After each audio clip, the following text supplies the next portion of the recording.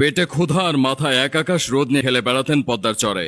সেই ছেলেটার হাতে এবার ইতিহাস লেখা হলো বাংলাদেশের নামে। পাকিস্তানের মাটিতে ঐতিহাসিক টেস্ট সিরিজ জয়ের অন্যতম নায়ক এই তরুণ, নাম নাহিদ রানা। তার বাবা ছিলেন দরিদ্র কৃষক, থাকতেন চাঁপাইনবাবগঞ্জের পদ্মাপাড়ের গ্রাম হরিশপুরে। অভাবন্নটনের সংসারে যেখানে নুন আনতেই পান্তা ফোরায়, সেখানে ক্রিকেটার হওয়ার স্বপ্ন ছিল নিতান্তই বিলাসিতা। তবে ক্ষুধার জ্বালা সয়ে নিলেও ক্রিকেট খেলা ছাড়তে পারেননি এই তরুণ গতি তারকা। পরিবারের কথা ছিল আগে পড়াশোনা, তারপর খেলাধুলা।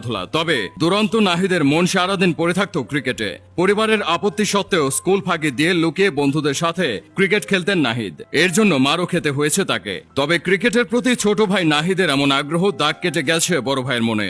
বলে দেন এসএসসি পাশ করতে পারলে ভর্তি করে দেবে ক্রিকেট একাডেমিতে। 2020 সালে এসএসসি পাশের পর নাহিদকে ভর্তি করানো হয় রাজশাহীর একটি ক্রিকেট একাডেমিতে। সেখান থেকে রাজশাহী বিভাগের এনসিএল ক্যাম্পে নেটে বোলিং এর সুযোগ পান নাহিদ। নেটে ভালো বল করায় একটি প্র্যাকটিস ম্যাচেও খেলানো হয় তাকে। সেই ম্যাচে তার আগুন ছড়া বোলিং নজর কাড়ে রাজশাহী ডিভিশনের কর্তাদের। দেরি না করে সেই সিজনেই নাহিদকে এনসিএল এ মাঠে নামায় রাজশাহী। নিজের প্রথম ম্যাচে 4 উইকেট শিকার করেন এই তরুণ স্পিড স্টার। এনসিএল এ গতির ঝলক দেখিয়ে ডাক পান 2022 অনূর্ধ্ব 19 বিশ্বকাপ দলের ক্যাম্পে। মূল দলে জায়গা না পেলেও ছিলেন স্ট্যান্ড বাই হিসেবে।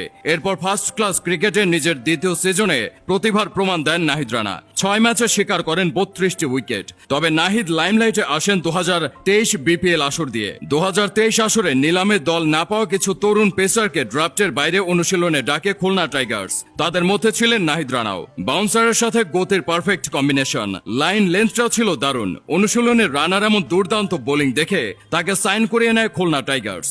সেই আসরে 3 ম্যাচে মাঠে নেমে নিজের গতি ও বৈচিত্র্যময় বোলিং দিয়ে সবাইকে চমকে দেন চাঁপাইনবাবগঞ্জের এই স্টার বয়। ঘরোয়া লিগের সব ফরম্যাট মিলিয়ে এরই মধ্যে উইকেটের সেঞ্চুরি করেছেন নাহিদ। ইবাদত হোসেনের ইনজুরি ও তাসকিন আহমেদের অনুপস্থিতিতে চলতি বছর শ্রীলঙ্কার বিপক্ষে টেস্ট সিরিজের দলে তার ডাক আসে।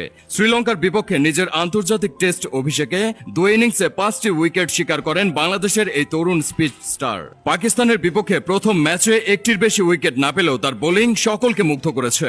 নাহিদ বলেছিলেন দেশের হয়ে আন্তর্জাতিক ক্রিকেটে তিনি সর্বোচ্চ গতির বল ছুড়বেন। ক্যারিয়ারের তৃতীয় টেস্টে খেলতে নেমেই সেই কীর্তি গড়লেন 21 বছর বয়সী এই গতি তারকা। 152 কিলোমিটার প্রতি ঘন্টায় বল ছুড়ে তিনি এখন আন্তর্জাতিক ক্রিকেটে বাংলাদেশের দ্রুতগতির বলের মালিক। প্রথম ইনিংসে মোহাম্মদ রিজওয়ান ও দ্বিতীয় ইনিংসে বাবর আজমকে উইকেট সহ মোট 5টি উইকেট শিকার করেছেন তিনি।